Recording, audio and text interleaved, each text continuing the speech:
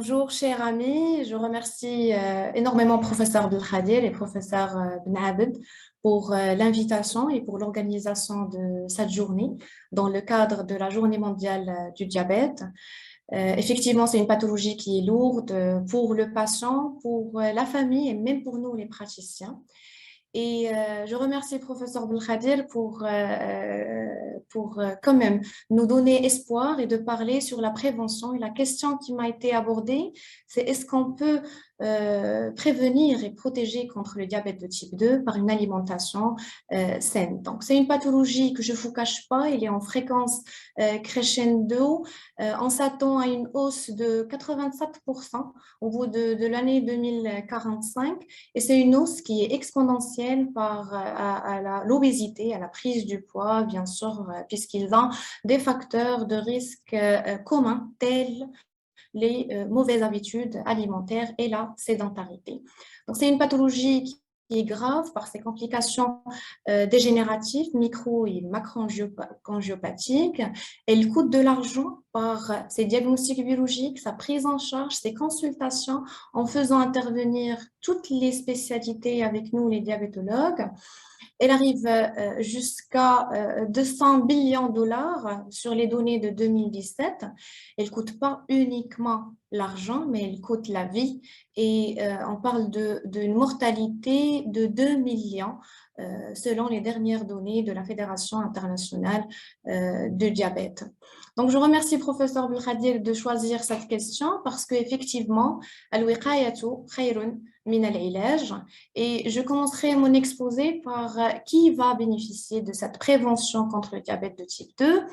Donc, c'est les patients génétiquement prédisposés qui sont âgés, qui ont la notion de prise médicamenteuse qui interfère avec le métabolisme glucidique, une endocrinopathie, bien sûr. Les patientes qui avaient un diabète gestationnel dans leur antécédent et même les patientes qui sont suivies pour des syndromes, pour un syndrome des ovaires polykystiques. Et on sait bien que c'est des patientes qui ont un fond d'insulinorésistance, même si vous les voyez à IMC normal. Et sur ces facteurs de risque, on va rajouter les facteurs environnementaux tels la mauvaise alimentation et la sédentarité qui exposent au surpoids et à l'obésité.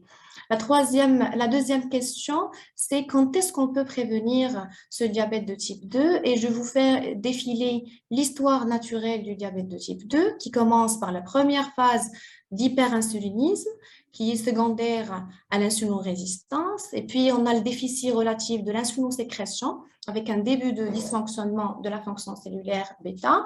Et ça commence les anomalies biologiques, que ce soit l'hyperglycémie à jeun, l'intolérance au glucose, vers le diabète de type 2 qui est secondaire à un épuisement de la fonction cellulaire bêta et une perte de contrôle glycémique. Donc, à votre avis, la prévention, bien sûr, commence dès le premier stade, qui est le stade d'insulinorésistance et l'hyperinsulinisme secondaire. Donc, la troisième question, comment on peut prévenir ce diabète de type 2? Bien sûr, en agissant sur les facteurs modifiables tels la sédentarité et les mauvaises habitudes alimentaires.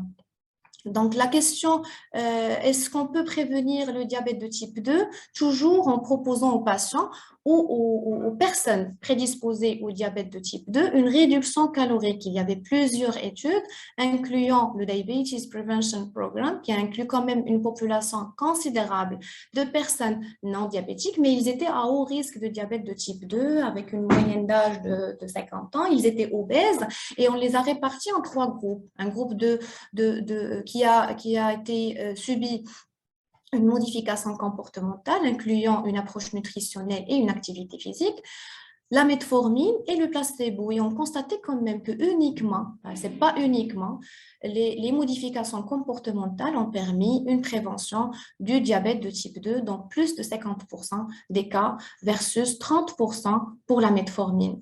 Donc, est-ce qu'on est dans l'obligation de toujours proposer une réduction calorique pour les patients pour prévenir le diabète de type 2? Et je vous ai choisi une étude qui a qui a étudié l'impact du régime méditerranéen sur une population de personnes à haut risque cardiovasculaire et ont constaté quand même une diminution de l'incidence du diabète de type 2 et même de la mortalité liée. Je vous ai choisi ce régime parce qu'on fait partie du circuit méditerranéen. Et c'est un régime qui va privilégier plutôt les aliments d'origine végétale, incluant les légumes, les haricots, les noix, les graines, les fruits et même les céréales complètes qui constituent une bonne source de fibres. L'huile d'olive, mais il faut arrêter par le concept de consommation libre de l'huile d'olive. Oui, certes, c'est une source d'acides gras monoinsaturés, mais c'est une consommation qui doit être limitée à presque 40 grammes par jour. Donc, c'est l'équivalent à 3 cuillères à soupe. Et on voit que la population marocaine peut consommer jusqu'à un bol par jour.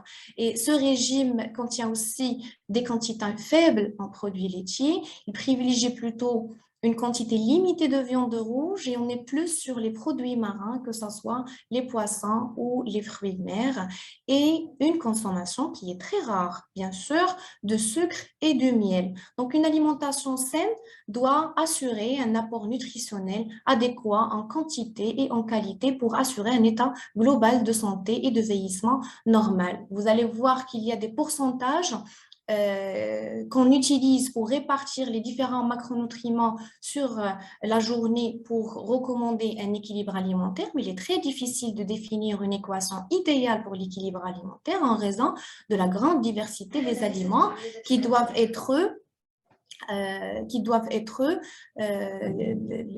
basés sur les préférences du patient, la disponibilité et les conditions économiques et culturelles. Donc, si on peut proposer des conseils pratiques pour la population à risque du diabète de type 2 pour prévenir cette pathologie lourde, je vais commencer par les glucides parce que quand même, c'est le macronutriment connu par son effet hyperglycémiant. Donc, c'est plutôt des aliments à index glycémique bas, c'est-à-dire qu'ils ne vont pas faire élever rapidement le taux de glucose dans le sang, incluant les féculents, les fruits et les légumes. Plutôt des aliments, limiter les aliments à index glycémique élevé, c'est-à-dire contenant de sucre blanc, c'est-à-dire le saccharose, plutôt les fibres alimentaires qui doivent être rajoutés à chaque repas ou collation et bien sûr être éduqués aux équivalences glucidiques. Donc, grossièrement, il faut inclure pour une bonne alimentation saine des fruits et des légumes frais sur tous les repas de la journée. Donc, pour l'apport protéique, les protéines, c'est une bonne source d'énergie, mais ça doit inclure des protéines maigres, c'est-à-dire les volailles sans peau, les poissons, les œufs, les légumineuses, mais aussi les noix. Il faut savoir que les noix, c'est une bonne source de protéines et on a la consommation moyenne de 30 grammes par jour. Donc, les protéines doivent compléter les légumes et les fruits et non pas constituer la totalité du repas comme culture reste saturée, surtout qu'on peut la retrouver dans la viande, dans les beurres, la margarine, l'huile et privilégier les acides gras poly et monoinsaturés et bien sûr consommer une bonne source d'acides gras en oméga 3, que ce soit les poissons gras, l'huile de soja, les graines de lin. Donc, est-ce qu'une alimentation saine protège-t-elle contre le diabète de type 2? Oui, par un dépistage des patients à risque de diabète de type 2, par une proposition d'une alimentation saine et diversifiée, mais dans un cadre qui est possible pour cette population à risque. Elle doit être adaptée aux préférences de la personne dans un cadre d'approche nutritionnelle personnalisée. Et je vous remercie.